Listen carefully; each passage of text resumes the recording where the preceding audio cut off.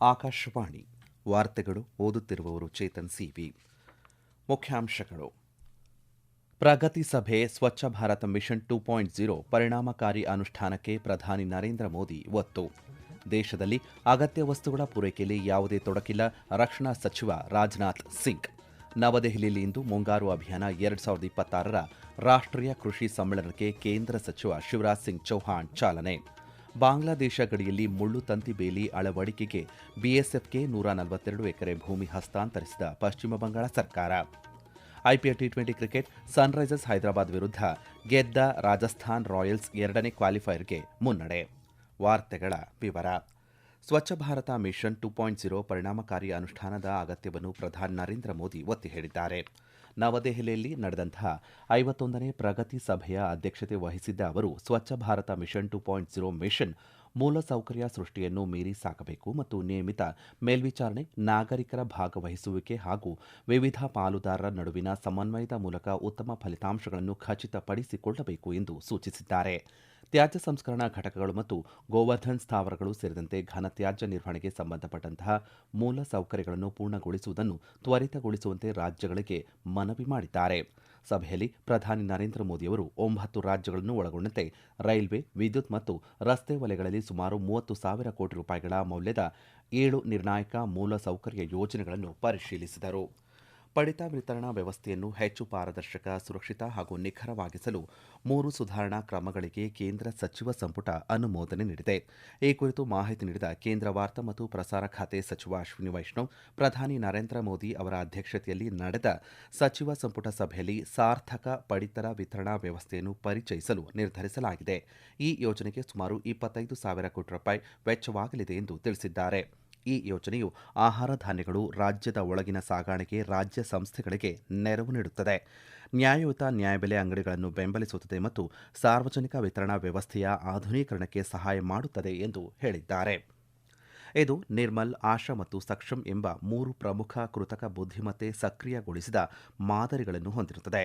ನಿರ್ಮಲ್ ಕೃತಕ ಬುದ್ಧಿಮತ್ತೆ ಚಾಲಿತ ನೈಜ ಸಮಯದ ಪಿಡಿಎಸ್ ಫಲಾನುಭವಿ ನೋಂದಣಿ, ಆಶಾ ಬಹುಭಾಷಾ ಕುಂದುಕೊರತೆ ಮತ್ತು ನಾಗರಿಕ ತೊಡಗಿಸಿಕೊಳ್ಳುವಿಕೆ ವೇದಿಕೆ ಮತ್ತು ಸಕ್ಷಮ್ ವಾಹನ ಟ್ರ್ಯಾಕಿಂಗ್ನೊಂದಿಗೆ ಕೃತಕ ಬುದ್ಧಿಮತ್ತೆ ಸಕ್ರಿಯಗೊಳಿಸಿದ ಪೂರೈಕೆ ಸರಪಳಿ ವೇದಿಕೆಯಾಗಿದೆ ಎಂದು ಸಚಿವ ಅಶ್ವಿನಿ ವೈಷ್ಣವ್ ವಿವರಿಸಿದ್ದಾರೆ. ತ್ಯಾಗ ಮತ್ತು ಬಲಿದಾನದ ಸಂಕೇತವಾಗಿರುವಂತಹ ಈದ್ ಉಜ್ ಜುಹಾ ಬಕ್ರೀದ್ ಹಬ್ಬವನ್ನು ದೇಶದಾದ್ಯಂತ ಇಂದು ಆಚರಣೆ ಮಾಡಲಾಗುತ್ತಿದೆ. ಈ ಪವಿತ್ರ ಸಂದರ್ಭವು ಪ್ರವಾದಿ ಇಬ್ರಾಹಿಂ ಅವರ ಸಂಪೂರ್ಣ ನಂಬಿಕೆಯನ್ನು ಗೌರವಿಸುತ್ತದೆ ಮತ್ತು ಕುರ್ಬಾನಿ ಆಚರಣೆಯಿಂದ ಗುರುತಿಸಲ್ಪಡುತ್ತದೆ. ರಾಷ್ಟ್ರಪತಿ ದ್ರೌಪದಿ ಮುರ್ಮು ಅವರು ಈದ್ ಉಜ್ ಜುಹಾ ಸಂದರ್ಭದಲ್ಲಿ ದೇಶದ ಮುಸ್ಲಿಂ ಸಮುದಾಯದವರಿಗೆ ಶುಭಾಶಯ ಕೋರಿದ್ದಾರೆ. ಈ ಹಬ್ಬವು ಭಕ್ತಿ, ತ್ಯಾಗ ಮತ್ತು ನಿಸ್ವಾರ್ಥತೆಯನ್ನು ಸಂಕೇತಿಸುತ್ತದೆ ಎಂದು ರಾಷ್ಟ್ರಪತಿಗಳು ತಮ್ಮ ಸಂದೇಶದಲ್ಲಿ ಹೇಳಿದ್ದಾರೆ.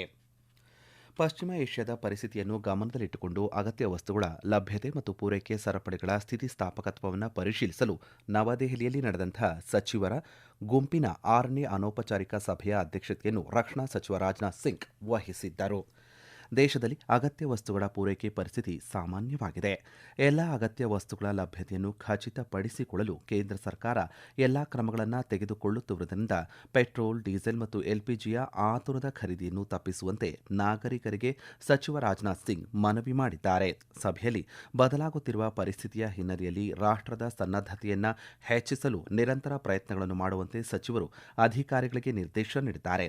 ದೇಶದಲ್ಲಿ ಆಹಾರ ಬೆಲೆಗಳು ಸ್ಥಿರವಾಗಿರುವುದನ್ನು ಖಚಿತಪಡಿಸಿಕೊಳ್ಳಲು ರಸಗೊಬ್ಬರಗಳು ಮತ್ತು ಇತರ ಅಗತ್ಯ ಕೃಷಿ ಉತ್ಪನ್ನಗಳು ರೈತರಿಗೆ ಸಮರ್ಪಕವಾಗಿ ಲಭ್ಯವಿರಬೇಕು ಎಂದು ಸಚಿವ ರಾಜನಾಥ್ ಸಿಂಗ್ ಅಧಿಕಾರಿಗಳಿಗೆ ಸೂಚನೆ ನೀಡಿದ್ದಾರೆ.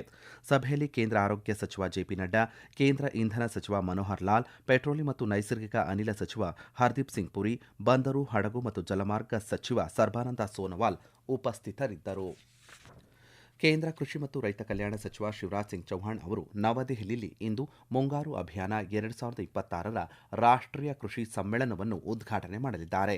2 ದಿನಗಳ ಕಾರ್ಯಕ್ರಮದಲ್ಲಿ ವಿಷಯಾಧಾರಿತ ಚರ್ಚೆಗಳು, ರಾಜ್ಯವಾರು ಭಾಗವಹಿಸುವಿಕೆ, ಗುಂಪು ಚರ್ಚೆಗಳು ಮತ್ತು ಕೃಷಿ ಹಾಗೆಯೇ ಸಂಬಂಧಿತ ವಲಯಗಳಿಗೆ ಸಂಬಂಧಿಸಿದ ನಿರ್ಣಾಯಕ ವಿಷಯಗಳ ಕುರಿತು ಪ್ರಸ್ತುತಿಗಳು ನಡೆಯಲಿವೆ. ಸುಸ್ಥಿರ ಕೃಷಿ, ವರ್ಧಿತ ಉತ್ಪಾದಕತೆ, ಹವಾಮಾನ ಸ್ಥಿತಿಸ್ಥಾಪಕತ್ವ, ಮೂಲಸೌಕರ್ಯ ಬಲವರ್ಧನೆ ಮತ್ತು ರೈತರ ಸಮೃದ್ಧಿಯ ಮೇಲೆ ಕೇಂದ್ರೀಕರಿಸಿ ಮುಂಬರುವ ಮುಂಗಾರು ಋತುವಿನ ಕಾರ್ಯತಂತ್ರಗಳನ್ನು ಚರ್ಚಿಸುವ ಗುರಿಯನ್ನು ಈ ಸಮ್ಮೇಳನ ಹೊಂದಿದೆ ಎಂದು ಕೃಷಿ ಮತ್ತು ರೈತ ಕಲ್ಯಾಣ ಸಚಿವಾಲಯ ತಿಳಿಸಿದೆ. ಈ ವಾರ್ತೆಯನ್ನು ಆಕಾಶವಾಣಿಯಿಂದ ಕೇಳುತ್ತಿದ್ದೀರಿ. ನಮ್ಮ ಎಲ್ಲಾ ರಾಷ್ಟ್ರೀಯ ವಾರ್ತೆಗಳು ಹಾಗೂ ಪ್ರದೇಶ ಸಮಾಚಾರ ಈಗ ಆಕಾಶವಾಣಿ ನ್ಯೂಸ್ ಕನ್ನಡ ಯೂಟ್ಯೂಬ್ ಚಾನೆಲ್ನಲ್ಲಿ ಲಭ್ಯ. ನಮ್ಮ ಎಕ್ಸ್ ಖಾತೆ ಮತ್ತು ಇನ್ಸ್ಟಾಗ್ರಾಂ ಖಾತೆ ಆಕಾಶವಾಣಿ ನ್ಯೂಸ್ ಕನ್ನಡ. ಹೆಚ್ಚಿನ ಮಾಹಿತಿಗಾಗಿ ನಮ್ಮ ಫೇಸ್ಬುಕ್ ಖಾತೆ AIR ಕನ್ನಡ ನ್ಯೂಸ್ ಅನುಸರಿಸಿ. ಮಾಹಿತಿಯ ಹೂರಣ ವಾರದ ಕಾರ್ಯಕ್ರಮ ಪ್ರಚಲಿತ ವಿದ್ಯಮಾನ ಪ್ರತಿ ಬುಧವಾರ 9:15ಕ್ಕೆ. ಭಾರತ ಬಾಂಗ್ಲಾದೇಶ ಗಡಿಯಲ್ಲಿ ಮುಳ್ಳುತಂತಿ ಬೇಲಿ ಅಳವಡಿಕೆ, ಔಟ್ಪೋಸ್ಟ್ಗಳು ಸೇರಿದಂತೆ ಮೂಲ ಸೌಕರ್ಯಗಳನ್ನು ನಿರ್ಮಿಸಲು ಪಶ್ಚಿಮ ಬಂಗಾಳ ಸರ್ಕಾರ 142 ಎಕರೆ ಭೂಮಿಯನ್ನು ಬಿಎಸ್ಎಫ್ಗೆ ಹಸ್ತಾಂತರಿಸಿದೆ. ಗಡಿಬೇಲಿ ಮತ್ತು ಸಂಬಂಧಿತ ಮೂಲಸೌಕರ್ಯ ಯೋಜನೆಗಳಿಗಾಗಿ 45 ದಿನಗಳಲ್ಲಿ 600 ಎಕರೆ ಭೂಮಿಯನ್ನು ವರ್ಗಾಯಿಸಲು ಮೇ 11ರಂದು ನಡೆದ ಮೊದಲ ಸಚಿವ ಸಂಪುಟ ಸಭೆಯಲ್ಲಿ ಬಿಜೆಪಿ ಸರ್ಕಾರ ತೆಗೆದುಕೊಂಡ ನಿರ್ಧಾರದ ಭಾಗವಾಗಿ ಈ ಹಸ್ತಾಂತರ ಪ್ರಕ್ರಿಯೆ ನಡೆದಿದೆ. ಕೇಂದ್ರ ಶಿಕ್ಷಣ ಸಚಿವ ಧರ್ಮೇಂದ್ರ ಪ್ರಧಾನ್ ಅವರು ಮುಂಬರುವ ನೀಟ್ ಯುಜಿ 2026ರ ಮರುಪರೀಕ್ಷೆಯ ಸಿದ್ಧತೆಗಳನ್ನು ಉನ್ನತ ಮಟ್ಟದ ಸಮಿತಿಯ ಅಧ್ಯಕ್ಷ ಡಾ ಕೆ ರಾಧಾಕೃಷ್ಣನ್ ಅವರೊಂದಿಗೆ ಪರಿಶೀಲಿಸಿದರು. ರಾಷ್ಟ್ರೀಯ ಪರೀಕ್ಷಾ ಸಂಸ್ಥೆ NTA ಕುರಿತ ಶಿಫಾರಸುಗಳ ಅನುಷ್ಠಾನವನ್ನು ಮೇಲ್ವಿಚಾರಣೆ ಮಾಡಲು ಈ ಸಮಿತಿಯನ್ನು ರಚಿಸಲಾಗಿದೆ. ಸಭೆಯಲ್ಲಿ ದೇಶಾದ್ಯಂತ ಪರೀಕ್ಷಾ ಕೇಂದ್ರಗಳಲ್ಲಿ ಸಾಕಷ್ಟು ಸೌಲಭ್ಯಗಳು ಮತ್ತು ವಿದ್ಯಾರ್ಥಿ ಸ್ನೇಹಿ ವಾತಾವರಣವನ್ನು ಖಚಿತಪಡಿಸಿಕೊಳ್ಳಲು ಸಮಾನ ಆದ್ಯತೆ ನೀಡಬೇಕು ಎಂದು ಸಚಿವ ಧರ್ಮೇಂದ್ರ ಪ್ರಧಾನ್ ಒತ್ತಿ ಹೇಳಿದ್ದಾರೆ. ಇದೇ ವೇಳೆ NTA ಮಹಾನಿರ್ದೇಶಕರು ಪರೀಕ್ಷಾ ಭದ್ರತೆಯನ್ನು ಬಲಪಡಿಸಲು ಮತ್ತು ಪರೀಕ್ಷೆಯನ್ನು ಸುಗಮವಾಗಿ ನಡೆಸುವುದನ್ನು ಖಚಿತಪಡಿಸಿಕೊಳ್ಳಲು ಕೈಗೊಂಡ ಹೆಚ್ಚುವರಿ ಕ್ರಮಗಳ ಬಗ್ಗೆ ಸದಸ್ಯರಿಗೆ ವಿವರಿಸಿದರು. ನೀಟ್ ಯುಜಿ 2026ರ ಮರುಪರೀಕ್ಷೆಯನ್ನು ಜೂನ್ 21ರಂದು ದೇಶದಾದ್ಯಂತ 550 ನಗರಗಳ 5,400ಕ್ಕೂ ಹೆಚ್ಚು ಪರೀಕ್ಷಾ ಕೇಂದ್ರಗಳಲ್ಲಿ ನಡೆಸಲು ನಿರ್ಧಾರ ತೆಗೆದುಕೊಳ್ಳಲಾಗಿದೆ. ಹೈದರಾಬಾದ್ ಮೂಲದ ಶೈಕ್ಷಣಿಕ ತಂತ್ರಜ್ಞಾನ ಕಂಪನಿಯಾದ ಕೋಮ್ಟ್ ಎಡುಟೆಕ್ಗೆ ಪರೀಕ್ಷಾ ಮೌಲ್ಯಮಾಪನ ಒಪ್ಪಂದವನ್ನು ನೀಡಿದ ಕುರಿತಾದಂತಹ ಆರೋಪಗಳನ್ನು ಕೇಂದ್ರೀಯ ಮಾಧ್ಯಮಿಕ ಶಿಕ್ಷಣ ಮಂಡಳಿ ಸಿಬಿಎಸ್ಇ ತಿರಸ್ಕರಿಸಿದೆ. ಸಾಮಾಜಿಕ ಮಾಧ್ಯಮದ ಪೋಸ್ಟ್ನಲ್ಲಿ ಸಿಬಿಎಸ್ಇ ಆರೋಪಗಳು ತಪ್ಪಾದ, ದಾರಿ ತಪ್ಪಿಸುವ ಮತ್ತು ಸತ್ಯವನ್ನು ಆಧರಿಸಿಲ್ಲ ಎಂದು ಹೇಳಿದೆ. ಕೋಮ್ಟ್ ಎಡುಟೆಕ್ಗೆ ಒಪ್ಪಂದವನ್ನು ನೀಡುವಲ್ಲಿ ಸಾಮಾನ್ಯ ಹಣಕಾಸು ನಿಯಮಗಳ ಪ್ರಕ್ರಿಯೆಗಳನ್ನು ಕಟ್ಟುನಿಟ್ಟಾಗಿ ಅನುಸರಿಸಲಾಗಿದೆ. ಮಂಡಳಿಯು ಕಳೆದ ವರ್ಷ ಆಗಸ್ಟ್ನಲ್ಲಿ ಕೇಂದ್ರ ಸಾರ್ವಜನಿಕ ಸಂಗ್ರಹಣೆ ಪೋರ್ಟಲ್ನಲ್ಲಿ 2026ರ ಬೋರ್ಡ್ ಪರೀಕ್ಷೆಗಳಿಗೆ ಉತ್ತರ ಪುಸ್ತಕಗಳ ಡಿಜಿಟಲ್ ಮೌಲ್ಯಮಾಪನಕ್ಕಾಗಿ RFPಯನ್ನು ಬಿಡುಗಡೆ ಮಾಡಿತು ಮತ್ತು ಅರ್ಹವಾಗಿ ಬಿಡ್ ಮಾಡಿದವರಿಗೆ ಒಪ್ಪಂದವನ್ನು ನೀಡಿತು ಎಂದು ಸಿಬಿಎಸ್ಇ ತಿಳಿಸಿದೆ. ಅಸ್ಸಾಂ ವಿಧಾನಸಭೆಯು ಏಕರೂಪ ನಾಗರಿಕ ಸಂಹಿತೆಯ ಮಸೂದೆಯನ್ನು ಅಂಗೀಕರಿಸಿದೆ. ಅಸ್ಸಾಂ ಈ ಶಾಸನವನ್ನು ಅಳವಡಿಸಿಕೊಂಡ ದೇಶದ 3ನೇ ರಾಜ್ಯವಾಗಿದೆ. ಸದನದಲ್ಲಿ ನಿನ್ನೆ ಅಸ್ಸಾಂ ಸಂಸದೀಯ ವ್ಯವಹಾರಗಳ ಸಚಿವ ಅತುಲ್ ಬೋರಾ ಅವರು ಮುಖ್ಯಮಂತ್ರಿ ಹಿಮಂತ ಬಿಸ್ವಾ ಶರ್ಮಾ ಅವರ ಪರವಾಗಿ ಮಸೂದೆಯನ್ನು ಮಂಡಿಸಿದರು. ವಿವಾಹ, ವಿಚ್ಛೇದನ, ಉತ್ತರಾಧಿಕಾರ ಮತ್ತು ಲಿವ್ ಇನ್ ಸಂಬಂಧಗಳಿಗೆ ಸಂಬಂಧಿಸಿದ ವಿಷಯಗಳಲ್ಲಿ ರಾಜ್ಯದ ಎಲ್ಲಾ ನಿವಾಸಿಗಳಿಗೆ ಒಂದೇ ನಾಗರಿಕ ಕಾನೂನು ಚೌಕಟ್ಟನ್ನು ಸ್ಥಾಪಿಸಲು ಈ ಶಾಸನವು ಪ್ರಯತ್ನಿಸುತ್ತದೆ. ನ್ಯೂ ಚಂಡೀಗಢದಲ್ಲಿ ನಿನ್ನೆ ನಡೆದಂತಹ IPL T20 ಕ್ರಿಕೆಟ್ನ 2ನೇ ಕ್ವಾಲಿಫೈಯರ್ ಪಂದ್ಯದಲ್ಲಿ ಸನ್ರೈಸರ್ಸ್ ಹೈದರಾಬಾದ್ ವಿರುದ್ಧ ರಾಜಸ್ಥಾನ್ ರಾಯಲ್ಸ್ 47 ರನ್ಗಳಿಂದ ಭರ್ಜರಿ ಜಯ ದಾಖಲಿಸಿದೆ. ಈ ಮೂಲಕ 2ನೇ ಕ್ವಾಲಿಫೈಯರ್ ಪಂದ್ಯಕ್ಕೆ ಮುನ್ನಡೆ ಪಡೆದಿದೆ. ಈ ನಡುವೆ ಸನ್ರೈಸರ್ಸ್ ಹೈದರಾಬಾದ್ ಪಂದ್ಯಾವಳಿಯಿಂದ ಹೊರಬಿದ್ದಿದೆ. ಮೊದಲು ಬ್ಯಾಟಿಂಗ್ ಮಾಡಿದ ರಾಜಸ್ಥಾನ್ ರಾಯಲ್ಸ್ ನಿಗದಿತ 20 ಓವರ್ಗಳಲ್ಲಿ 8 ವಿಕೆಟ್ ನಷ್ಟಕ್ಕೆ 243 ರನ್ ಗಳಿಸಿತು. RR ಪರ ವೈಭವ್ ಸೂರ್ಯವಂಶಿ 29 ರನ್ಗಳಿಗೆ 97 ರನ್ ಗಳಿಸಿದರು. ಧ್ರುವ್ ಜುರೆಲ್ ಅರ್ಧ ಶತಕವನ್ನು ಗಳಿಸಿದರು.